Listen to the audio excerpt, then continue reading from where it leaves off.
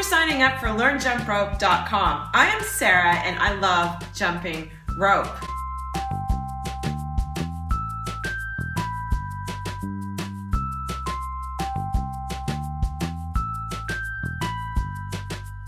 So the whole purpose of this series is to teach you how to jump rope so that you will be able to do my home workouts that obviously include jump rope, and so that you can jump rope without having to worry about getting injured or frustrated. So here's a little background about me and jump rope. So I started jumping rope in 2008 because I was taking a boxercise class at the time and I was horrible.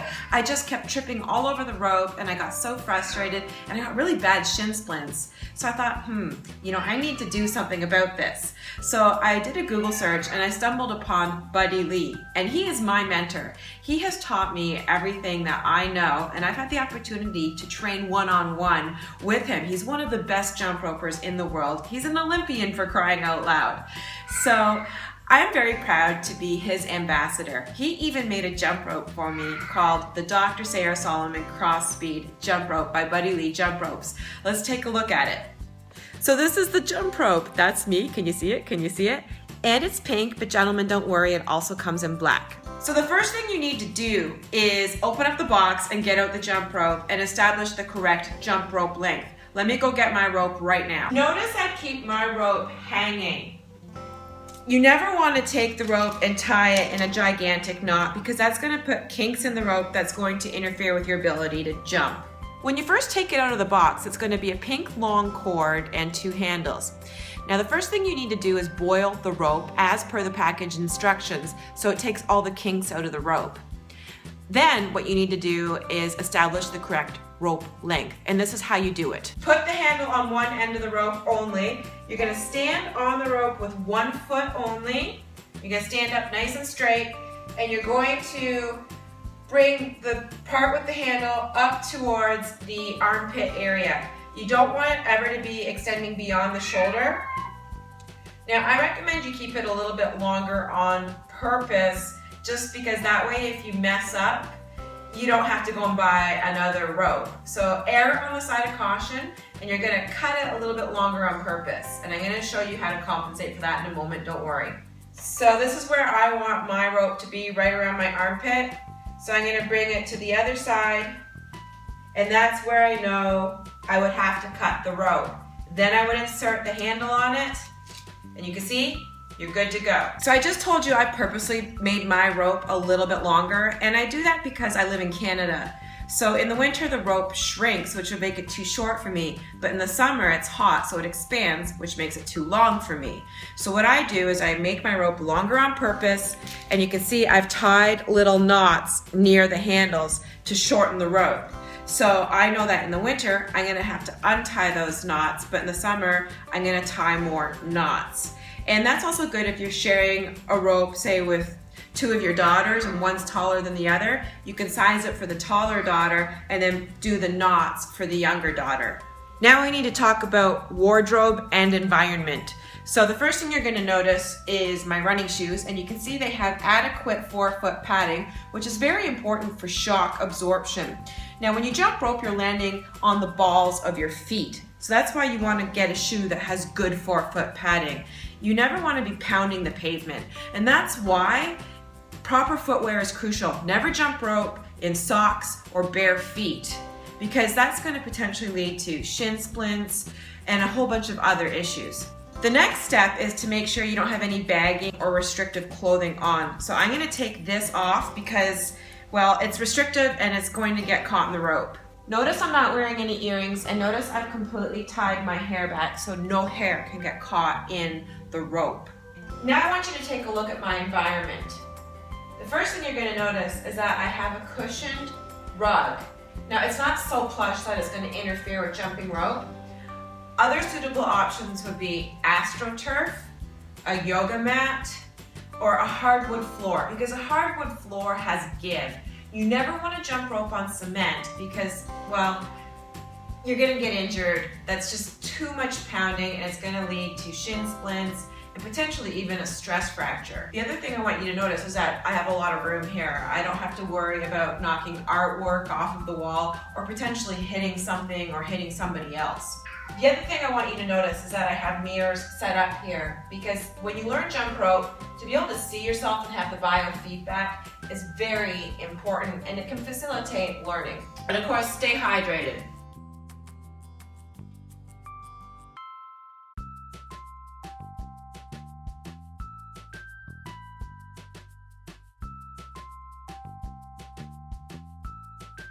So before we start doing this kind of stuff, we have to start at the beginning. You never want to put the cart before the horse, because that's how you get injured and frustrated. So the first move we need to master is Buddy Lee's basic bounce step. Now, it's crucial that you gain proficiency with this move first before you try doing anything else. All of the other moves are based off of the principles from the bounce step. So once you've got that, there's tremendous carryover effect into the other moves. So without further ado, let me demonstrate the basic bounce step to you. Just sit back and watch.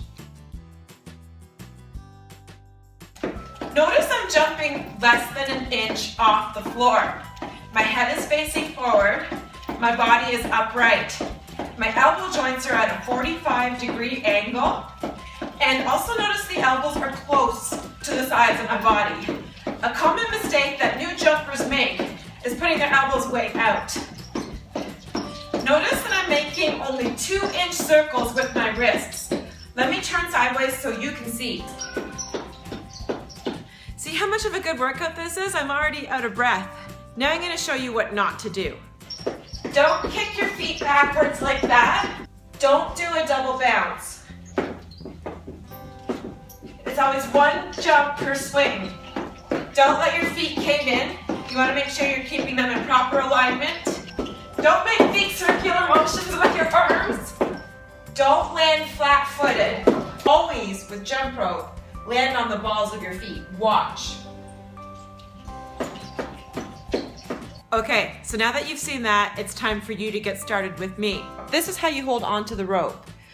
You can see where the foam is. You want to put your fingers around that and then have your thumb just like that. Don't grip excessively when you're jumping rope. You want to have a nice, relaxed grip. So let's master doing the rope swing first. So you're going to stand like you're slightly constipated, and you're going to have the rope behind your knees. And what you're going to do is you're going to start with your hands up here, and then you're going to initiate the swing and bring it around. So let's do that again. Do it with me. One more time.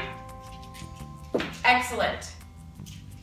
So now what we're going to do is we're going to jump. So let's do one bounce step only. Watch me first.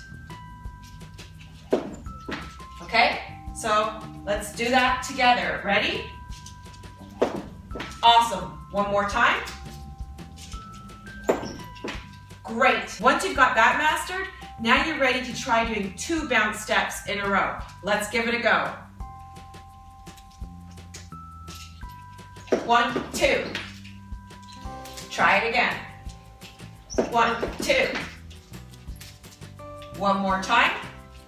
1, 2. So right now, I want us to try doing 5 bounce steps together. Ready? 1, 2, 3, 4, 5. Excellent. So I want you to keep practicing until you can get to 140 consecutive bounce steps without tripping over the rope and without stopping. Now, I'm going to get really close right now because I want you to listen to me. Never jump rope for more than 5 minutes a day when you are learning. You don't want to get injured. This is a new exercise for you. Your muscles are not used to this, and if you overdo it, you will get shin splints.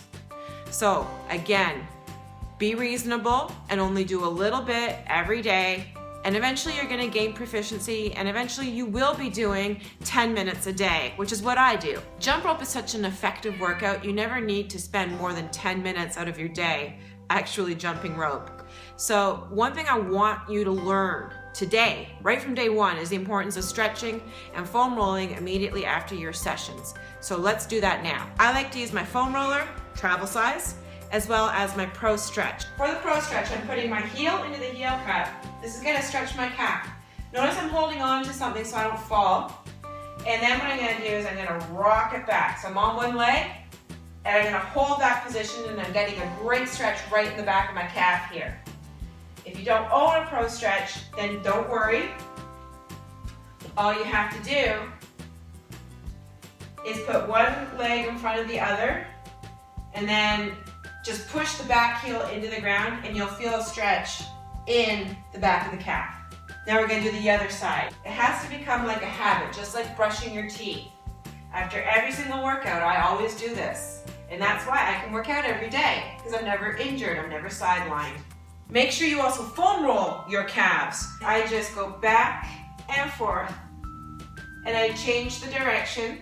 I roll to one side, then I'm going to take my legs, roll them the other way to make sure I'm getting all areas. I also bring that to my hamstrings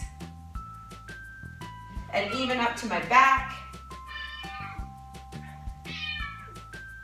You can see stretching and foam rolling doesn't take very long, and it's worth doing it because it keeps you in the game. And that's why I can see you back here tomorrow for the next lesson. So practice that bounce step for no more than 5 minutes today, and I will see you back here tomorrow.